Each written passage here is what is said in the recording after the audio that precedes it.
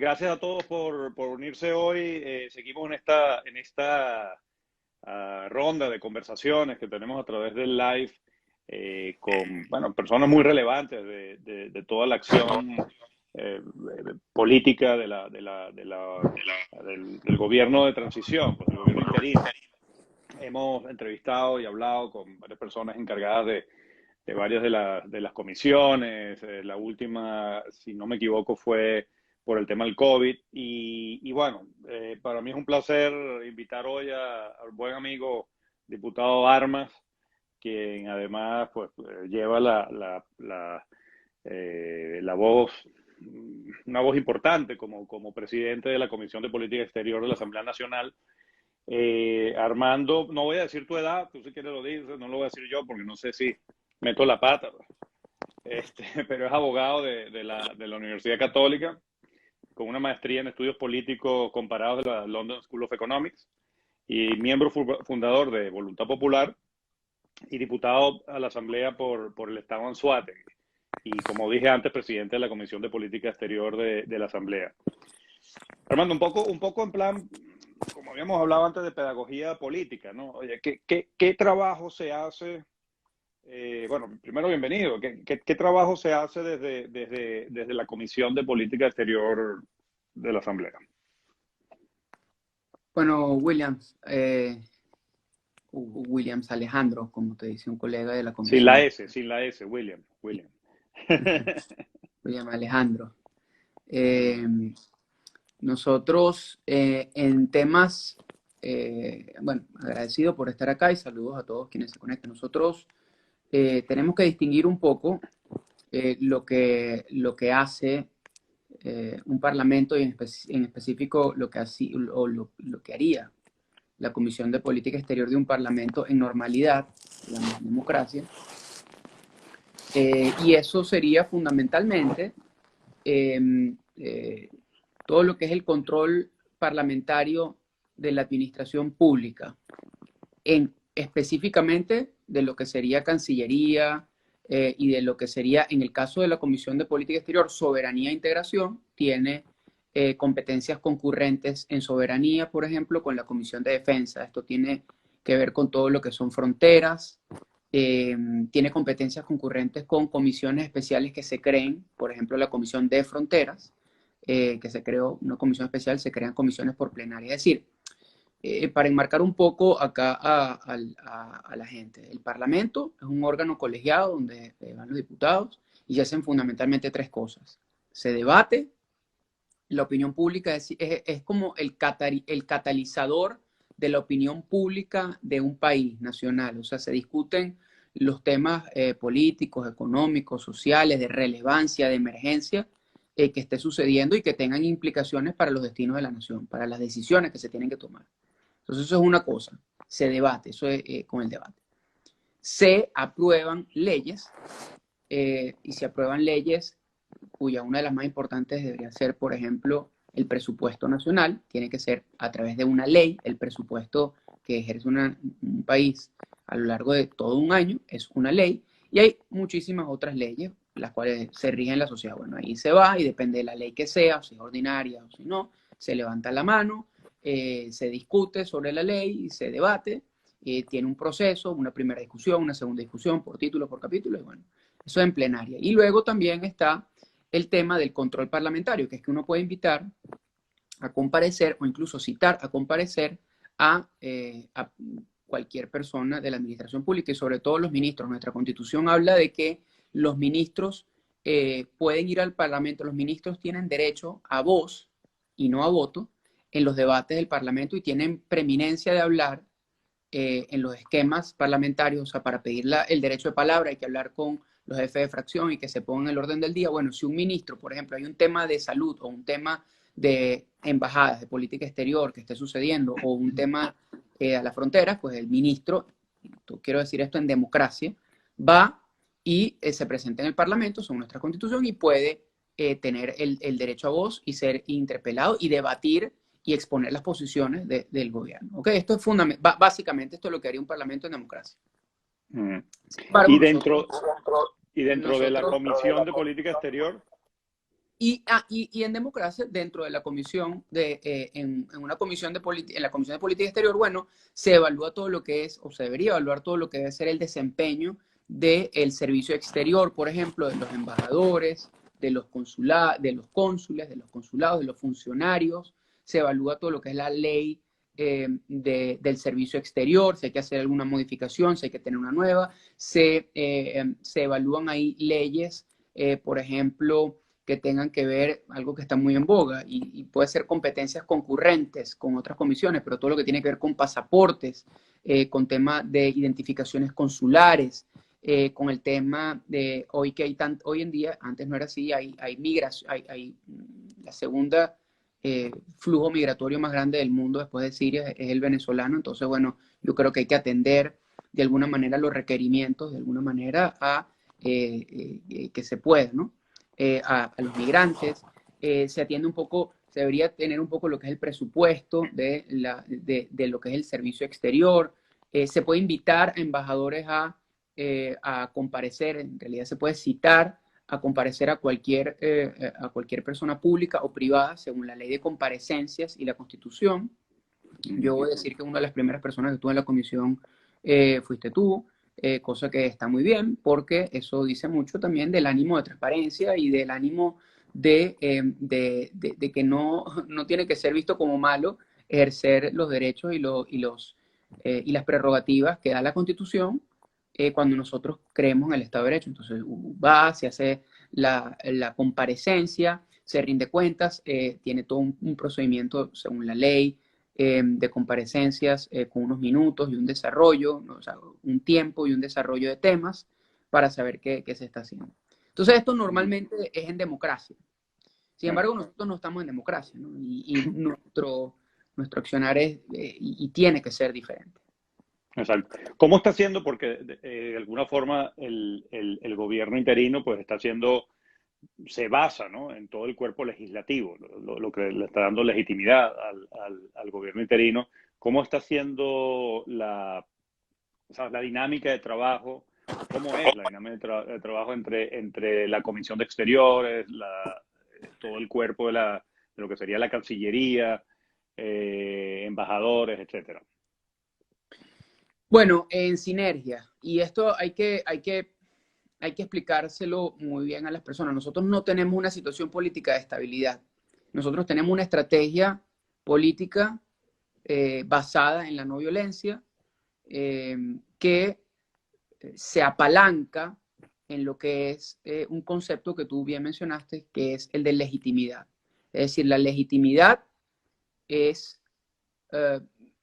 aquella capacidad de mandato que tiene un órgano, en este caso la Asamblea Nacional, de sus mandantes, es la capacidad de representación que tiene por sus mandantes, véase en este caso la ciudadanía que votó por nosotros. Entonces, esa cantidad de legitimidad, esa representatividad, es lo que te da la interlocución nacional e internacional. Interlocución, básicamente, quiere decir que si nosotros estamos llevando adelante unas iniciativas y hay un liderazgo, ¿quién decide qué es? ¿Quién decide con quién habla la comunidad internacional, por ejemplo? ¿Quién decide, o sea, o sea, si alguien en Austria quiere hablar sobre temas de Venezuela y quiere impactar de buena manera a Venezuela y eventualmente quiere gestionar cosas para Venezuela, tiene que hablar con el embajador de Venezuela, ¿ok? Entonces, el embajador de Venezuela está en disputa en el momento en que el régimen está en disputa y deja de ser legítimo el embajador que puso el régimen para darle la legitimidad a el embajador que ha designado la Asamblea Nacional, que en este caso tu persona. Entonces, esto es muy importante porque a nivel digamos, las cancillerías, a nivel internacional, esto me lo dijo un embajador amigo, asesor de la comisión, las cancillerías son, los ministerios de Relaciones Exteriores son organizaciones, son instituciones muy conservadoras a lo largo del mundo, al igual, o sea, la iglesia, pudieran decir, y las Fuerzas Armadas, y quizás menos las Fuerzas Armadas, por todo el protocolo que involucra todo lo que es la diplomacia y las relaciones internacionales. Entonces, tiene todo un protocolo y tiene todas unas formas que son difíciles de cambiar. Entonces, en el caso particular de Venezuela, en la actualidad, esto que se ha hecho es un avance enorme, porque nadie hubiese concebido decir, mira, ¿cómo es que el embajador del tipo que se sienta el tipo que se sienta en la silla presidencial, nosotros vimos que no es presidente y entonces quienes están disputando según la legitimidad y la legalidad de su país, dice que tienen sus representantes en diferentes países, ¿no? Nosotros, la Asamblea Nacional pone a los representantes en diferentes países, en el caso de la embajada, y entonces que los países además, en este caso Austria, que tiene, por ejemplo, por decir Austria y los demás países concurrentes que te han dado la concurrencia además, Eslovenia, Eslovaquia, Y Croacia. Croacia, y que los países digan, sí, es con esta persona que nosotros vamos, o sea, es con esta persona que nosotros vamos a discutir temas de Venezuela, es con esta persona que nosotros nos vamos a reunir, es esta persona a la que vamos a invitar al Palacio de Relaciones Internacionales, eventualmente al Palacio de Gobierno, a las sedes internacionales, etc. Y no se llega todavía hasta el punto de generar lo que llaman los convenios internacionales, ¿no? que atan desde el punto de vista legal, porque bueno, nosotros estamos esperando que esta situación genere una presión lo suficientemente alta para que nosotros podamos lograr una transición como la que queremos, con un consejo de transición o un gobierno de emergencia nacional que sea a través de un consejo de Estado que genere las condiciones en un tiempo de mediano plazo para tener unas elecciones presidenciales y parlamentarias libres, limpias y justas. Sí, no es poca cosa esa, lo que está haciendo. sí, sí. Ahorita que mencionas eso, se me venía a la mente y tú has estado también muy interesado en ver qué sucede en Bielorrusia, ¿no? Hace poco el gobierno de Lituania pues reconoció a la presidenta que huyó, pues salió al exilio desde Bielorrusia, y de alguna forma ahí se está aplicando esta doctrina, podemos llamarla la doctrina Guaidó, ¿no? Es decir, de reconocer a esta persona y eso tiene unas implicaciones, porque no se reconoce y ya está. O sea, el que un país reconozca a un presidente genera automáticamente tiene unas consecuencias, ¿no? E implica algo, ¿no? No, y genera unas consecuencias inimaginables que son progresivas. Es lo que yo siempre he dicho. Nosotros, mira, llegó un momento en que las dictaduras en el mundo se adaptaron a los esquemas de lucha no violenta y supieron cómo capear, digamos, las sanciones internacionales, han sabido, o sea, se mueven, ¿no?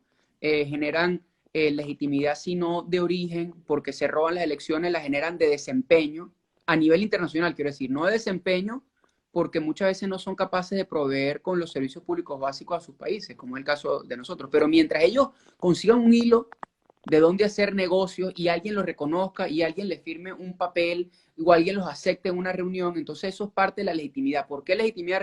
Vuelvo a este concepto, porque sirven de interlocutores.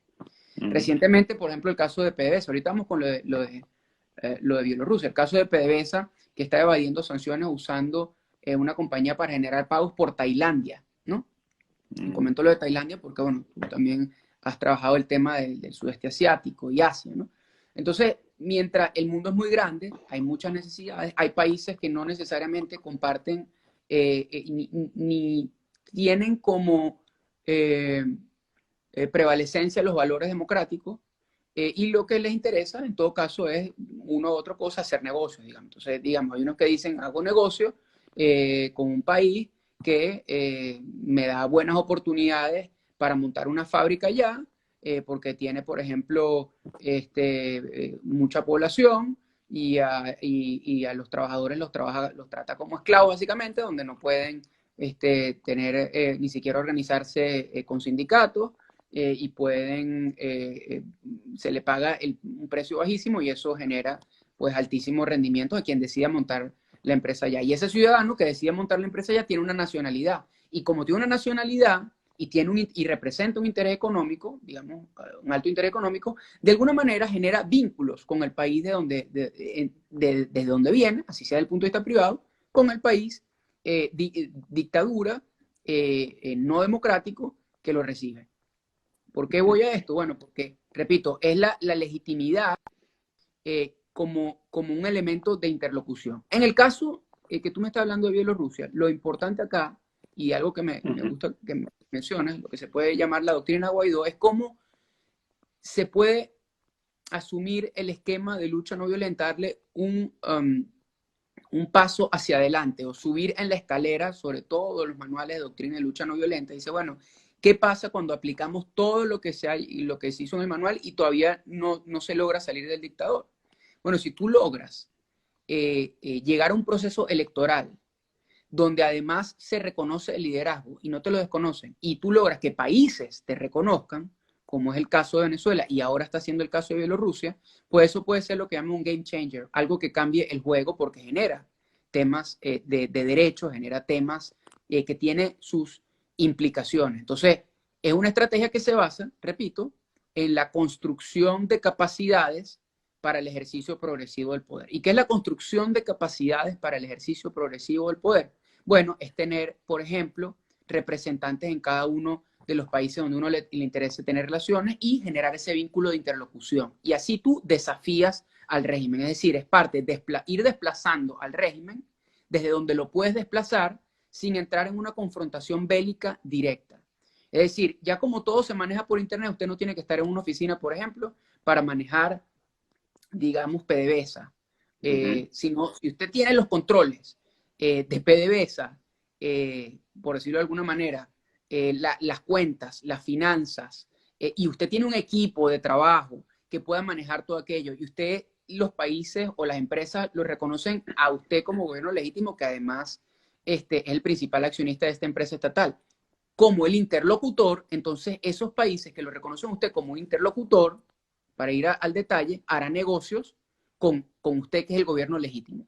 ¿Y eso qué hace? Eso hace que le reste poder progresivamente, repito, sin entrar en una guerra, sin entrar en un tema bélico, le resta poder al régimen y le suma poder al movimiento democratizador, que al tener un halo de legitimidad por el voto popular, se convierte en un interlocutor válido ante la comunidad internacional. Y eso es avanzar en la lucha en contra de las dictaduras. Y Venezuela se está convirtiendo en un modelo. No es de un día para otro, esto es importante decirlo, esto no es como decimos nosotros, soplar y hacer botella, esto no es, que las capacidades no se construyen de un día para otro, y nosotros en realidad el objetivo es tener elecciones libres, limpias y justas, parlamentarias y presidenciales en Venezuela, para que nosotros podamos estar en Venezuela, para que no tengamos una situación de exilio, para que se pueda tener normalidad, para que podamos tener justicia, es decir, para que haya un cambio de régimen.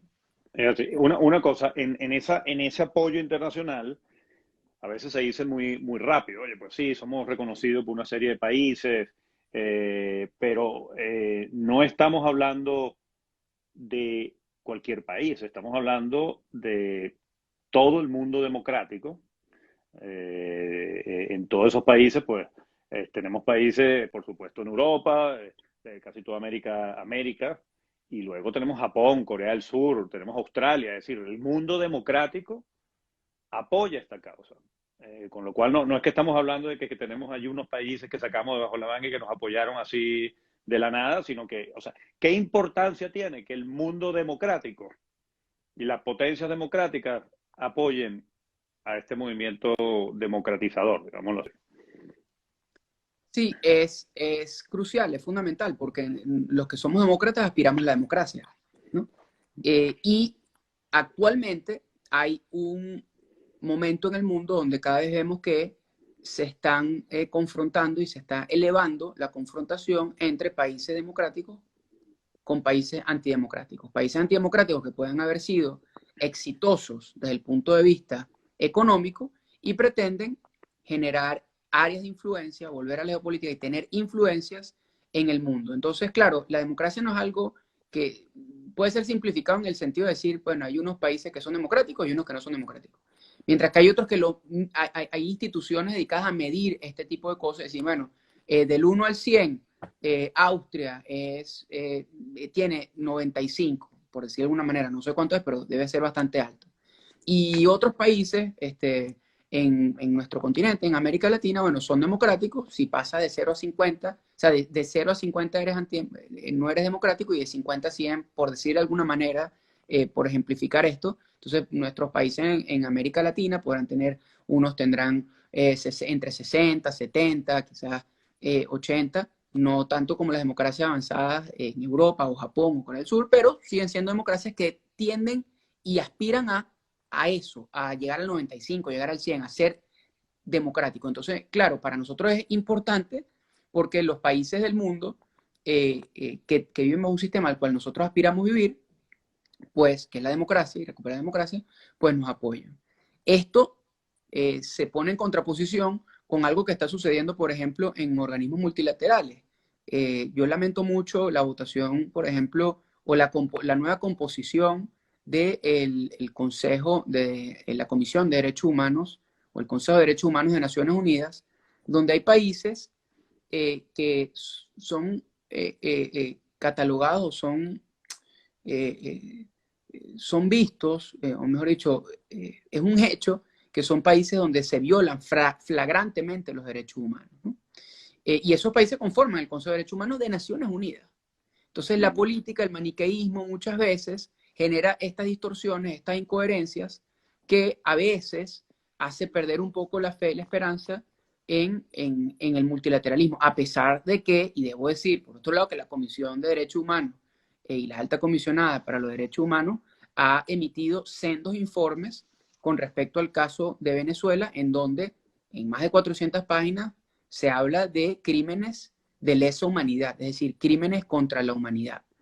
Pero yo soy de los que cree que eh, la garantía de los derechos, o sea, las democracias, la democracia es un prerequisito para garantizar o para la garantía de los derechos humanos.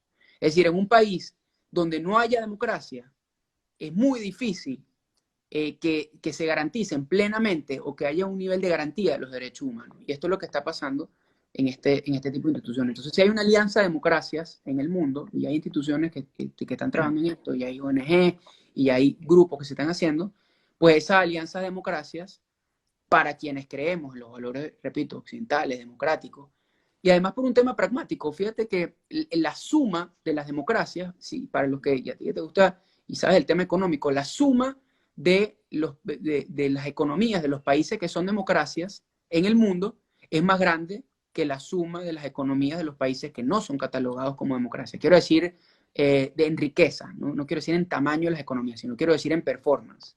Entonces esto es importante tenerlo en cuenta también, porque la democracia, lo que nos enseña la historia, es que es la mejor manera para encauzar el crecimiento económico de las naciones. Totalmente. Ahora, una cosa, no sé qué si te ha pasado, porque en los viajes que hemos hecho juntos y bueno, y que cada uno por su lado, y tú has ido a bastantes sitios también que te han invitado, has participado en reuniones con parlamentarios y en parlamentos y en diferentes instancias. eh, Uno a veces consigue ese legado, ¿no? Que te hablan a veces se extrañan de la situación, porque claro, la política exterior venezolana durante el régimen de Chávez, pues se basó en ir por ahí comprando política exterior, de alguna forma, metiéndole dinero a la política exterior para, además, llevando este mensaje de que ellos ayudaban a los pobres, de que es ¿sabes? Un movimiento para ayudar a tal. Entonces, yo me acuerdo una vez llegando al Líbano, a Beirut, hace muchos años, por trabajo, y que me decía, bueno, pero Chávez, pero este señor no es así como un Mandela, ¿sabes?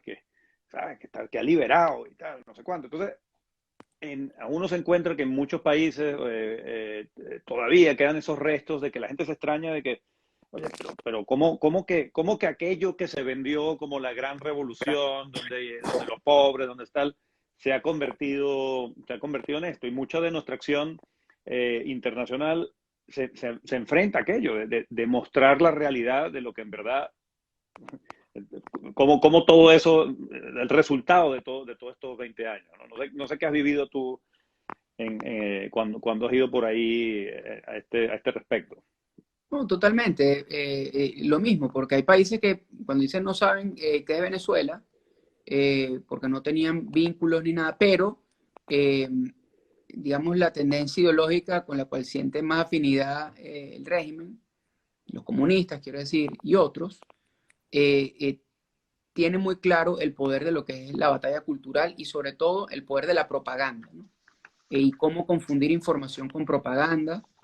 Y a través de sus servicios exteriores, tú decías, bueno, ¿qué hace un encargado de negocio, un embajador venezolano en Eslovenia, por ejemplo? O sea, solamente para Eslovenia. Es decir, había muchos negocios con Eslovenia, había muchos venezolanos con doble nacionalidad. No, lo que estaba haciendo era un trabajo de propaganda. O sea, contactan a periodistas, contactan a influencers, artistas, y empiezan a hablar y dicen, mira, escribe un artículo por aquí, y si tú escribes un artículo por aquí, a lo mejor te invitamos a un foro por allá en Venezuela, y hay un foro en Venezuela, tú además que eres un periodista famoso, seguro puedes dar una conferencia, y como conferencista entonces, seguramente ya no como articulista, pero como conferencista seguramente puedes cobrar un dinero, entonces te pago el pasaje, vas, escribes sobre Venezuela, y además te pago como conferencista un dinero, no sé, 5.000, 10.000, lo que sea, euros, dólares, lo que sea, y así, ese fue el trabajo que fueron haciendo, cuando por un lado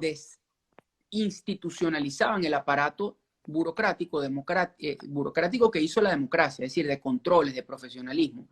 Mientras desmantelaban eso, ponían a sus personas, a sus agentes, con un fajo de billete, porque la economía del país entre los años 2003 y 2015, o 2013, o 2014, fue ascendente, o sea, totalmente, por el tema de los precios del petróleo, que es lo único que nosotros vendíamos. El 98% de nuestra economía dependía del petróleo. O sea, nosotros hoy en día importamos, mejor dicho, el régimen tiene un canal de suministros abierto con Irán, donde uno de sus suministros es gasolina, cuando en el país nosotros producíamos 10 veces lo que nosotros necesitamos para consumo interno, y lo otro lo exportábamos, pues, ¿no? Y eso es lo peligroso, es donde entra ahora también el tema luego de geopolítica. Las democracias del mundo, como nos están apoyando, las dictaduras del mundo y los regímenes del mundo, se están apoyando entre ellos. Y esto lo que significa es que, por ejemplo, dos países que están sancionados como Irán y Venezuela tienen vínculos y tienen trabajo en conjunto. Y ahí es donde entra, repito, luego la geopolítica. Hay países democráticos en el mundo que siguen teniendo eh, acuerdos económicos y algún tipo de vínculo con estos países antidemocráticos. Y ellos dicen, bueno, ¿por qué son esas razones? Bueno, hay muchas razones. Con Rusia, Europa tiene las razones para mantener relaciones históricas, geoestratégicas, energéticas, económicas, etcétera. Al igual me imagino que con Irán, al igual me imagino que con China. ¿Hasta qué punto los países democráticos del mundo valoran la democracia a tal punto de que entender de que seguir teniendo la misma cantidad de vínculos de todo tipo, económicos, políticos, sociales, con dictaduras a largo plazo, y esto siempre es jugar a la estrategia, a largo plazo les va a afectar a la democracia, porque siempre estos regímenes no les gusta la democracia a nivel internacional, no les gusta basarse en la ley. Y si la democracia, las alianzas democráticas, que son, repito, en su mayoría los que tienen la mayor cantidad de poder económico, quieren un orden mundial basado en la ley, en el Estado de Derecho, en el respeto al Estado de Derecho, en las cortes, en que si yo tengo un problema entre un país y otro país, bueno, se va a una corte o se va a un arbitraje, o si una empresa de un país tiene un problema con una empresa de otro país, bueno, se dirimen los conflictos en función de la ley y no en función de caerse a tiro a la guerra. A los países antidemocráticos no les gusta mucho eso. No Claro. les gusta.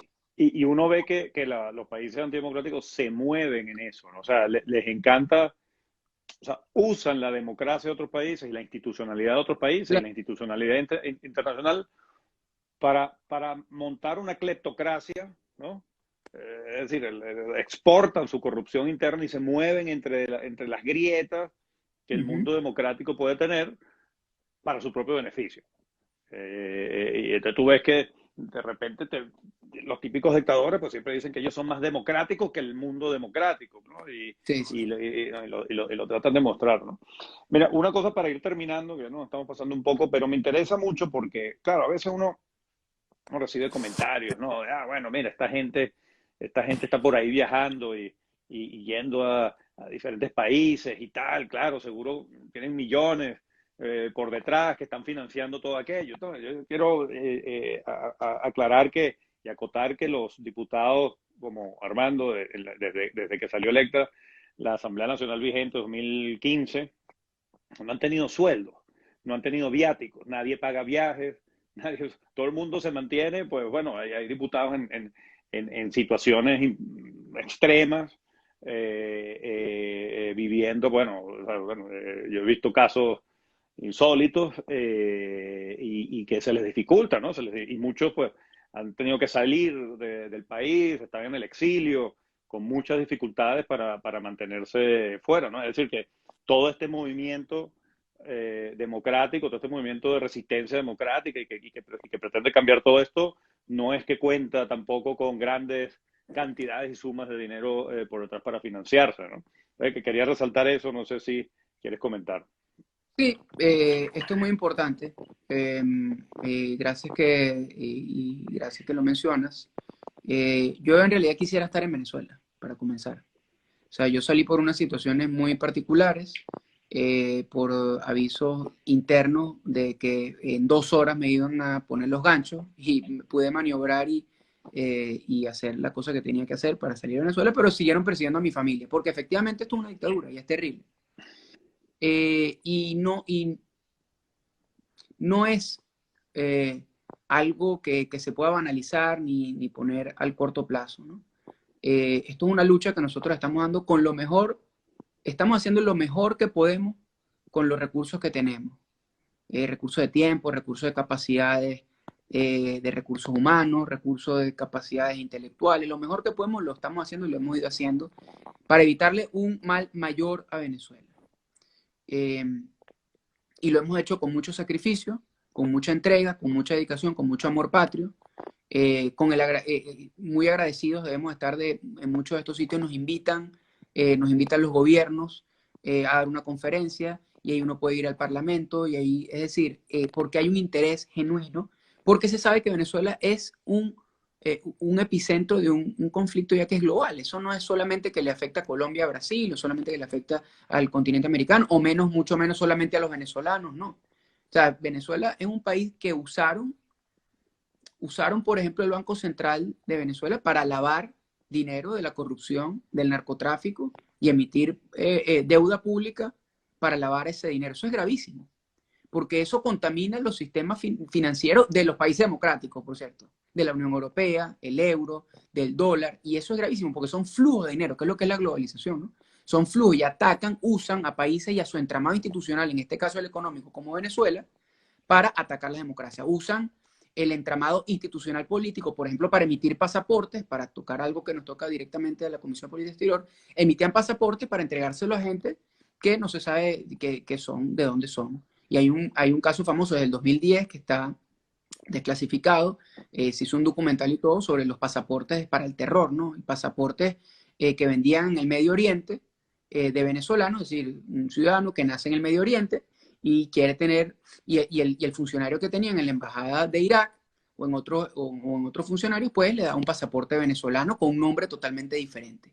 Y se habla que fueron miles de personas. ¿Cuántos terroristas se colaron ahí? ¿Cuántas personas que hicieron dinero mal habido? ¿Cuántas personas que uno no sabe? Es decir, cuando un país tiene estas capacidades de emitir un pasaporte, emitir una identidad, de emitir un papel de deuda pública para que otro lo compre, eso es delicado a nivel internacional. Entonces, no se puede tener un delincuente, no se puede tener unos malandros gerenciando, y solamente te pongo 2 ejemplos, hay muchos más, ¿no? De gerenciar este tipo de cosas. Y adiciono algo más, Williams. Nosotros aprobamos en este esquema de desafío, repito, construcción de capacidades para el ejercicio progresivo del poder, hemos aprobado en la Asamblea Nacional diferentes esquemas, fondos, para creación de fondos para generar pagos, por ejemplo, al funcionariado. Y eso es importante, porque si nosotros, repitiendo lo que tú dices, si esto se genera un modelo, ponemos otra vez el caso de Bielorrusia. ¿Qué pasa si Bielorrusia se le empieza a reconocer a la persona que ganó la presidencia y empieza a generar con todos sus ministerios y sus embajadas y empiezan a controlar cuentas para generar negocio? Bueno, pone en problema a la dictadura y a otros. Y van a tener al menos que forzar una solución que pasa necesariamente por la salida del dictador Lukashenko. Eso es lo mismo que nosotros estamos haciendo. Cuando usted puede controlar cuentas que ya tenía, cuentas que son de la República, para generar pagos que tienen que ver con funcionarios de la República para hacer algo que es un imperativo, que es liberar al país, y además y en ese proceso que no se roben, que el régimen no se robe el dinero, pues entonces nosotros lo tenemos que hacer. Si nosotros tenemos que tener un sistema de pagos, de financiamiento, de tesorería, y así eso estamos. Eso no se construye, repito, de un día para otro, porque todo esto es muy nuevo a nivel internacional y los técnicos que nos están ayudando, los países que están siendo aliados con nosotros, les cuesta entender esto. Entonces nosotros les tenemos que ir jugando algo, es decir, nosotros estamos abriendo camino al andar. Nosotros no, estamos transitando por un camino que no había sido transitado y tenemos que ir un poco, digamos, experimentando, testeando, probando, y así lo estamos haciendo. Entonces, cuando usted puede tener la capacidad de pago a través de cuentas que usted controla para pagar a su burocracia, pero digamos que después, que nosotros, imagínate que nosotros el día de mañana, Williams, podamos generar un fondo de capitales recuperados, de activos recuperados de la corrupción o del lavado de dinero, del narcotráfico, o quitarle el dinero a personas que ya están cuestionadas por derechos, por violaciones graves a crímenes de la humanidad o de derechos humanos. Todos estos generales o militares que tienen sus testaferros fuera, que nosotros le podamos detectar la cuenta, creamos un fondo y con ese dinero nosotros, imagínate que pudiésemos ayudar a la gente que está dentro de Venezuela, mandándole más comidas, más mascarillas, que se necesita ahorita con el COVID, enviándole en este momento, porque lo ideal, repito, esto es el corto plazo, pero lo ideal es generar unas elecciones para que esto no tenga que ser así. Imagínate que nosotros podemos ayudar también con esto a la diáspora. Imagínate que nosotros con este dinero incautado podamos meterle dinero a nuestras universidades y a nuestros centros de estudio, en la reparación de sus instalaciones físicas, pero también en el pago a los profesores universitarios. Es decir, incluso dentro de esta situación oscura de pretensiones totalitarias, de dictadores narcotraficantes que están apoderados de un territorio nacional, nosotros no nos podemos echar a morir, no podemos decir, no hay nada que hacer, eso está perdido, vámonos a Venezuela, y los que están allá, bueno, veamos Sí, cómo le mandamos algo. No, que a veces uno ve esas reacciones, ¿no? De, bueno, no, eso claro, ya no hay nada que hacer, eso ya bueno, ¿qué hacemos? ¿No? no, y lo que estamos haciendo es una alternativa para dar esperanzas y para decir que nosotros, y para mejor dicho, para consolidar la convicción y que nosotros, consolidar la tesis de que nosotros no nos vamos a rendir. Nosotros no nos rendimos ni nos vamos a rendir. No, y creo que todos los que estamos en esto y todos los que nos ven y la diáspora, aunque haya frustraciones momentáneas, aunque haya tropiezos, aunque haya momentos de frustración, estamos seguros de que vamos a salir de este Totalmente. tema. Yo estoy Así que convencido, yo convencido, creo, William, creo que es convencido muy que vamos a importante que ese mensaje lo transmitamos porque estamos seguros de eso y por eso estamos aquí, ¿no? Con mucho esfuerzo y voluntad. y tan seguros estamos, además que es como la validación cuando sacas la fórmula matemática. ¿Cómo tú validas esa convicción? Bueno, esa convicción, esa ecuación, tú la validas con el hecho de que el régimen y Maduro y sus aliados internacionales hacen todo lo posible, están haciendo todo lo posible, generando las intrigas, generando los fake news, generando estrategias para acabar con este movimiento democratizador que se apalanca, repito, en la legitimidad de la Asamblea Nacional. O sea, están haciendo todos para dividir internamente, para dividir las alianzas internacionales, para generar dudas, para generar confusión, para generar desánimo en la gente. Esa es nuestra mejor validación de que esto está funcionando, que ellos quieren, como sea, acabar con esta iniciativa. Es así. Bueno, Armando, muchas gracias. Gracias te esperamos en Austria y en Eslovenia y en Croacia, en Eslovaquia pronto. esperemos que podemos, también toda esta situación del COVID a veces complica la logística Sí, y sí. también, pues también los recursos, porque no, no está sencillo montar viajes de esto, ¿no? Pero muchas gracias y gracias a todos por estar esta noche aquí y bueno, seguimos todos en contacto. Saludos. Saludos a todos y Saludos. muchísimas gracias, William. Saludos a todos. Porque Saludos. vamos a Chao. responder las preguntas que han puesto por aquí, por el Instagram. Han puesto bastantes preguntas por ahí. Aquí hay, sí, no sé, no sé si lo tienes aquí porque No, estoy o sea, lo subiendo. respondemos por escrito, por Lo escrito. respondemos por el título. Eso. Sí. Muy bien. Hasta luego. Gracias. Hasta luego. Chao.